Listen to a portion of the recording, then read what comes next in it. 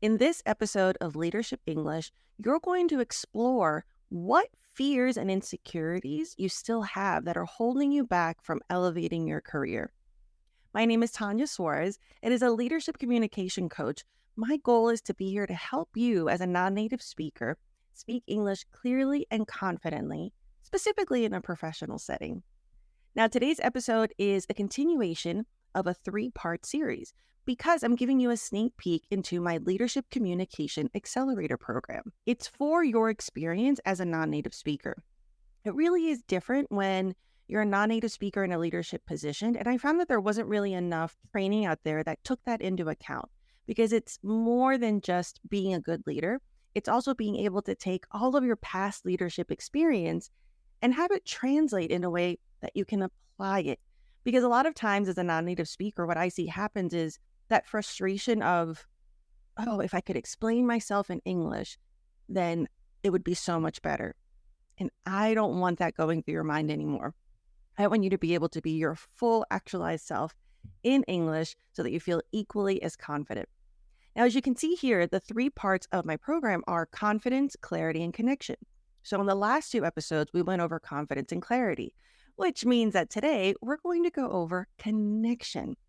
This is a huge part of leadership communication and a huge part of what you, as a non-native speaker in a leadership position or a professional, it's a big part of your insecurity.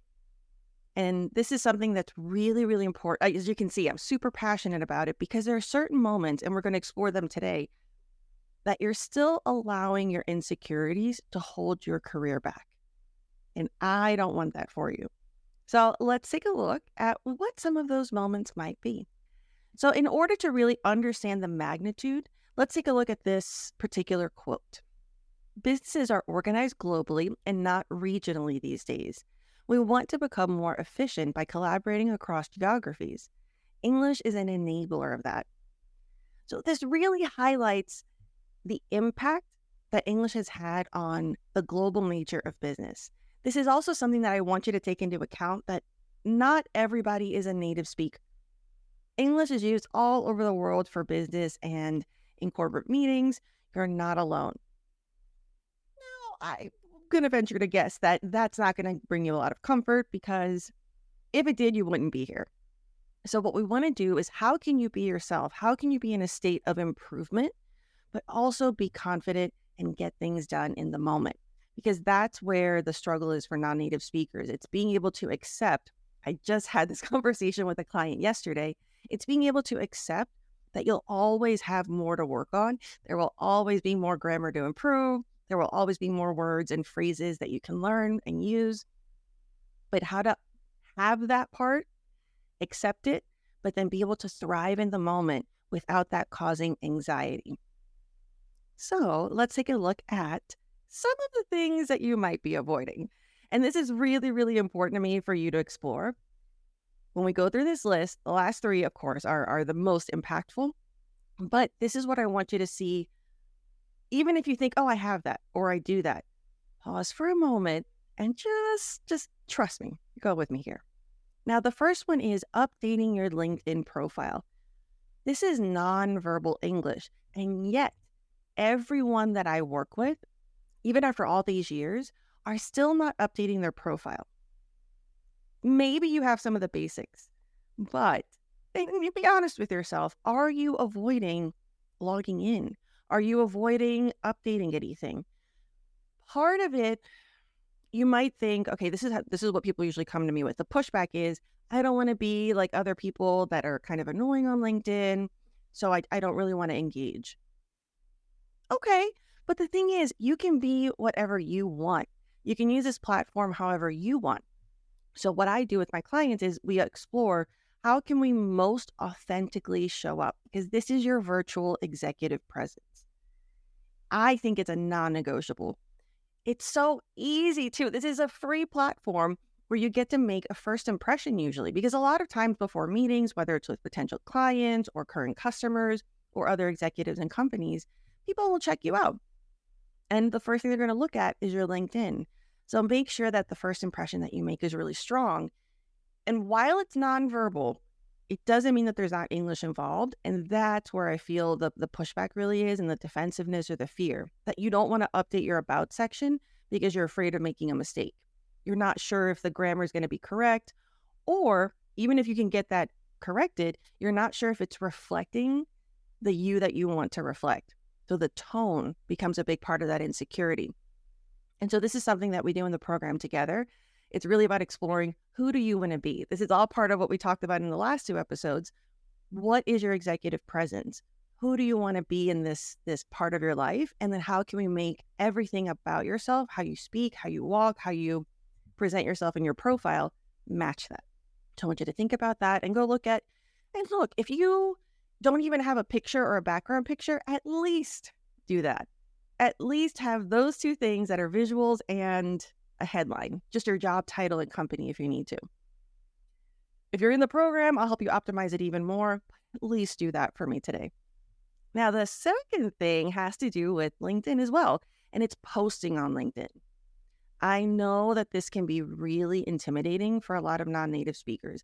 Not only is posting online, it can be kind of awkward when that's not your job, when you're not a content creator. In addition to that, you've got the fear again of, what if I make a mistake? What if I post something or reply to someone, comment on something, and I inadvertently offend someone? It's that doubt of, what if the tone is wrong, but I don't even know? And I understand that fear, because a lot of times if you're communicating and writing in a really direct fashion, or if you do for some reason the wrong word and it causes some confusion or offense, I get where you're coming from. However, there are certain ways that you can do this in a safe way. You want to find out what's your comfort zone. Start with something. And sure, liking people's comments, okay, that's something, but I want you to do something more in writing. Whether it's commenting on someone who posted an article, read part of it, and then comment on, oh, I really enjoyed this part. Or if they read an article and they're sharing that, you can say, oh, I read it too, and I found, I really enjoyed your takeaway. You can find ways that are simple for you. If you don't want to interact in that way yet, it could be as simple as sharing things. What about people in your company, other peers in your industry? Find out what they're writing or posting, and you can reshare. You can share the links to their articles, their books, and this is a great way for them to see that you're celebrating them. Point being, there's like 40 different strategies for this. But what I want you to explore right now is this something you're avoiding? Do you post on LinkedIn? Do you write posts? Do you write articles? Do you have a newsletter? If not, it's not because you don't have time. For both of these things, with ChatGPT and all these other amazing AI resources that we have, time is no longer an excuse. So what's holding you back? Is it you don't know how, you don't know what, in which case sign up for training. You can sign up for the accelerator that I have. Go on YouTube, look up videos. If it's fear of the English, I really want you to strategize. What's the bottom line, right? Like, what's the easiest thing that you can do that will help you feel more active? Because sometimes we just need to break through that initial fear. Now, the third one is participating in small talk. Small talk it's daunting a lot of times, even for native speakers. I find for native speakers, their dislike of small talk is that it's superficial and it's kind of boring. For non-native speakers, sometimes that's the case as well, but mostly it's that people feel frozen in that they don't know what else to say once the basics have been done. Like, once you say, how's the weather, or where you're from, there's this panic of, I don't know how to transition to a new topic. I don't know how to change the subject. I don't know what else to talk about. What if they ask me about something that I don't understand, or I don't know how to participate? All of that anxiety will usually lead to either you completely avoiding small talk situations. Maybe you show up at the virtual meetings and you just stay on mute until it's your turn to present. Maybe you don't go to happy hours with your company. Maybe you don't sign up for events. So this is where I want you to think about first, what is your perception of small talk? What is it that you feel you lack? And then I want you to really think about, what are the moments where you don't participate? Because that's really, to me, that's number one. When you see how many opportunities you're missing out on, because small talk is everything. It's very highly valued in American corporate culture. Also, it not only helps you feel a connection to people and build your network, it's also very valuable when you're presenting.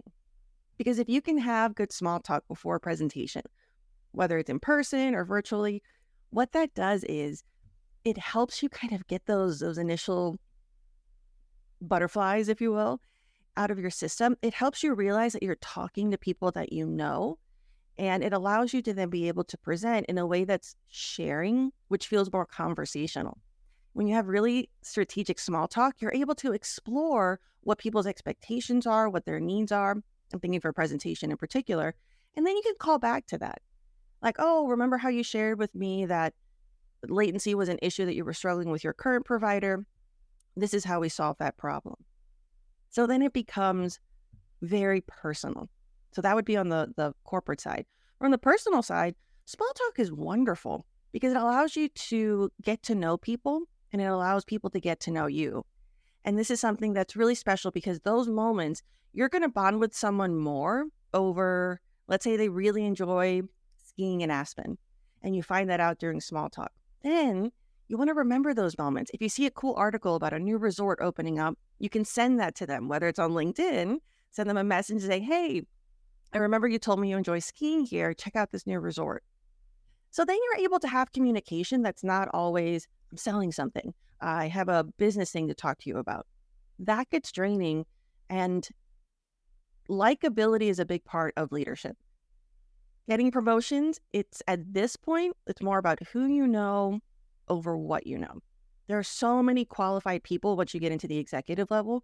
Personal relationships really make the difference in terms of opportunities, promotions, deals, all of that sphere. And non-native speakers sometimes miss out on that because they think, no, I just need to do the business and then get out. I don't want that for you. So I really want you to think, what's one opportunity that I can try a little bit to be a little more open? And what I recommend, if you don't know what to talk about, a big part of the training that I do is exploring those topics, really getting proficient at it and understanding how to change the subject. But today I want to leave you with something. So I want you to lean into curiosity. Because when you're curious, there's no pressure on, I have to know everything, I have to share everything. So what happens is you're able to confidently, whatever is being spoken about, oh, tell me more. Oh, that sounds interesting. What is that? So then you're able to participate more from an inquisitive level where you can just ask about things. And then when it's relevant and you feel comfortable, you can open up yourself. But that's a good way to take some of that pressure off. So today, pick something that you're going to say something at. So whether it's, hey, how is everyone? Maybe you're even avoiding that. Think about colleagues that you have that you maybe don't know anything about them on a personal level, and find a safe, superficial thing that you can kind of engage in, maybe about their hobbies or what they do on weekends.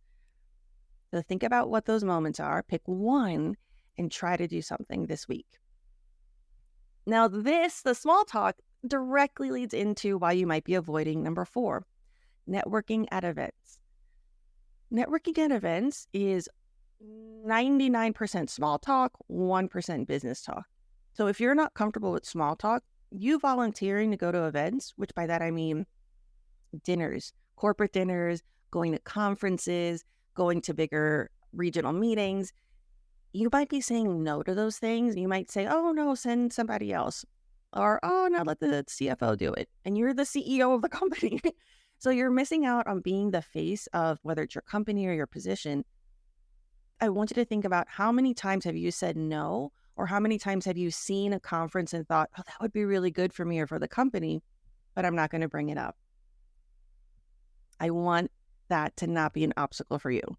So what you want to do is not only make an effort, which is putting yourself out there, find the events that you want to go to, but then you want to master, okay, once I'm there, how am I going to, work on your posture, work on your small talk, work on all these things that we've talked about in the last 2 episodes and today. Because when you have a strategy, I find then, especially for non-native speakers, if you know you have a strategy, if you know you practice certain things, you have more confidence. Now, if you are thinking, oh, okay, I'm going to go from avoiding everything to going to a 10,000 person conference, that might be a big leap. So something that I recommend and I do for my clients is Go to meetup.com, go to social websites, Eventbrite, go to things within your community, pick something that's low risk. A great place to practice small talk, and almost every city has it, is a walking club. So whether it's a walking club or a hiking club, go to, again, Meetup will have a bunch of those. Look at your local city's events and see what you can join. Walking clubs and hiking clubs are fantastic because everyone's kind of chit-chatting and doing small talk, but you're moving. And you can, if you're kind of, you don't have a connection with one person, like, okay, it was so nice to meet you. And you walk a little faster and go introduce yourself to someone else. So then you get to feel the anxiety of going to the event, do the breath work, practice how are you going to calm yourself down. Then when you're there, you start flexing the small talk muscle, but in a place where there's low risk. So that's a big part of the training that I do. You want to find micro moments where you can strengthen these bigger skills so that it doesn't feel like jumping into cold water when you have to do it.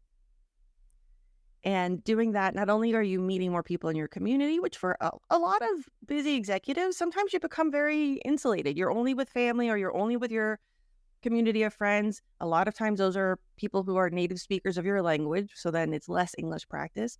So this allows you to broaden your network on a personal level and get to know yourself. Get to know, like, what do you enjoy talking about? So that's a really low risk way with high reward. And last but not least, I want to take you from not doing any small talk to being a small talk expert. And then I want to push you to go to events. And then my final goal is to help you feel confident enough that you're open to participating at these events, whether it's getting on podcast interviews or being interviewed on panels or actually doing speeches, maybe TED Talks, maybe other presentations and conferences.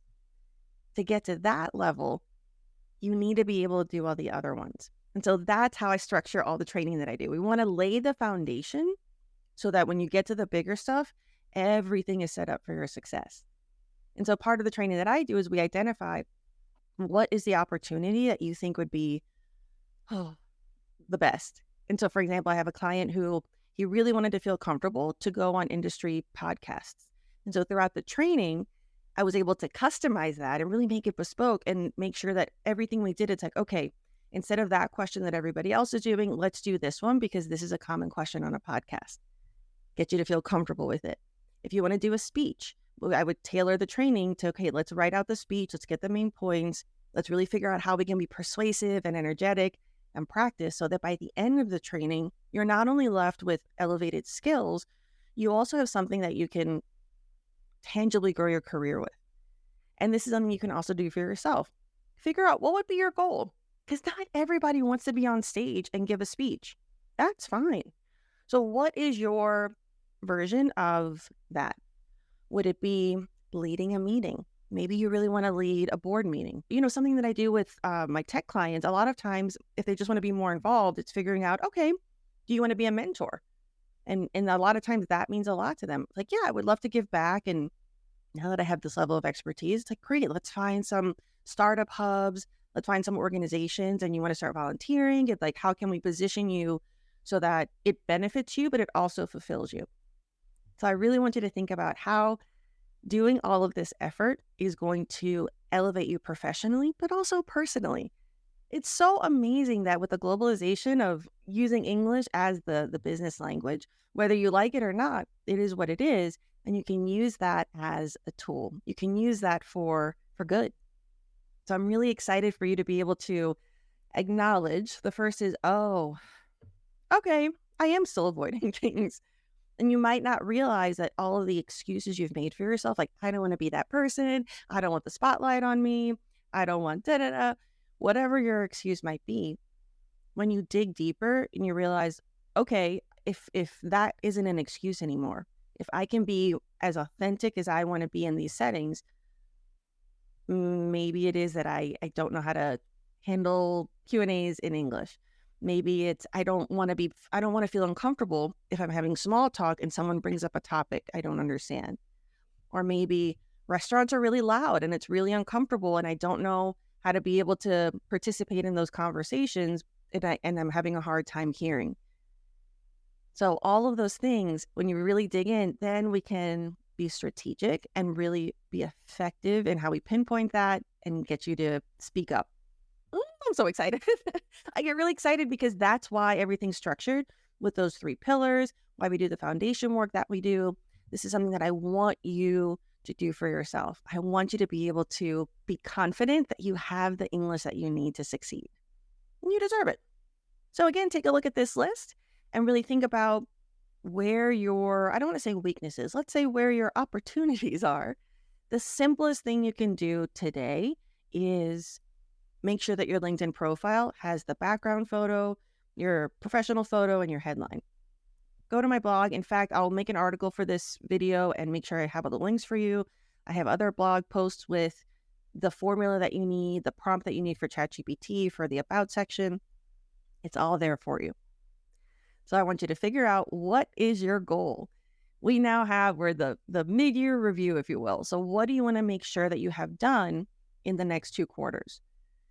I like to think that for English progress, you're already a corporate leader. So use what you're good at. You're good at doing goal setting, right? So set a quarterly goal for yourself. Do an annual review for yourself, specifically for your English leadership communication. And this is going to help you keep yourself accountable. If you're with me, if you're in the program, I keep you accountable. Any of the program graduates know I'm texting consistently. I check your goals. I help you. I give you that extra handholding that, as someone who's busy and who's dealing with some of these insecurities, it's really helpful to have that gentle or not so gentle push. But you can also find ways to do that for yourself. Thank you so much for joining me today. I really appreciate your time. I want you to remember to subscribe, like, and comment to let me know what other topics you want me to dive into in future episodes. And if you'd like to enroll in the Leadership Communication Accelerator, go to tanyasuarez.com/leadership.